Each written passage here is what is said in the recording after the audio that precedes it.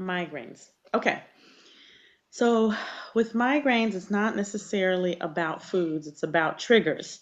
And you want to, number one, know what your triggers are. And typically they tend to be stress, lack of sleep, dehydration, and sometimes there are specific foods that can trigger them. The food is actually dependent on the person. With migraines, it could be that you're allergic to particular foods. So you might eliminate gluten or eliminate nuts or eliminate dairy. Those are like the top three that people tend to be most allergic to. But after that, you would want to get tested.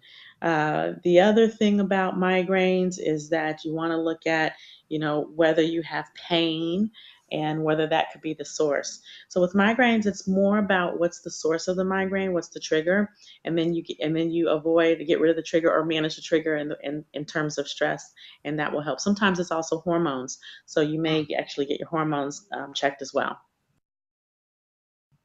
Oh, menopause is yeah. So menopause is all about the deficiency of hormones. They're all there are foods to naturally boost estrogen. There are foods um, that are rich in soy. You have to be careful about those foods though, because a lot of them are genetically modified. But like edamame, which is the soybean, is good. I usually recommend against purchasing soy milk in the store, but if you can always make your own soy milk. You can buy the soybean, and there's lots of recipes of making your own homemade soy milk if you want to do that. But again, you need to be mindful of taking in too much soy because it also can affect adversely the thyroid. What else in terms of foods? In terms of menopause.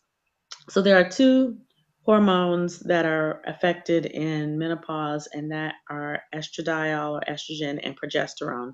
And those are two complementary hormones.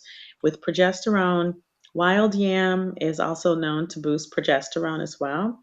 And so, you think about things like, and then you've heard of supplements like black cohosh and there's one other that I'm thinking of, red clover, but there's one other that I'm thinking of right now, chasteberry, that can help to manage the estrogen.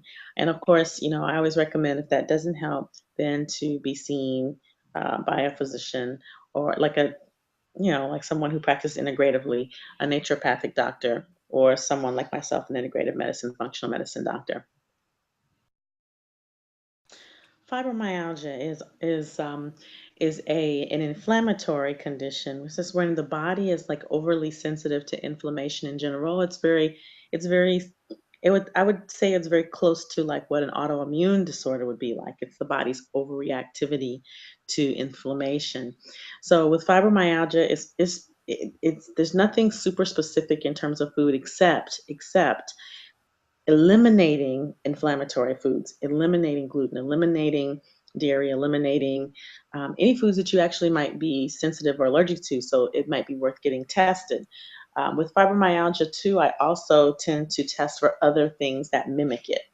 So sometimes people are diagnosed. Fibromyalgia is one of those things that doctors will diagnose when they don't know what else to say that it is.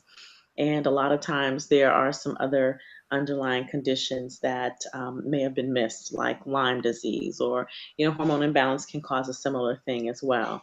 So you want to look at, or certain viruses can cause these things. So you want to like kind of look at, is it really You want to make sure it's fibromyalgia, but the mainstay is to eliminate inflammatory foods and start to incorporate um, more green, like the dark leafy greens, the antioxidants that I talked about, like the berries and the green, the chard, bok choy, spinach, kale.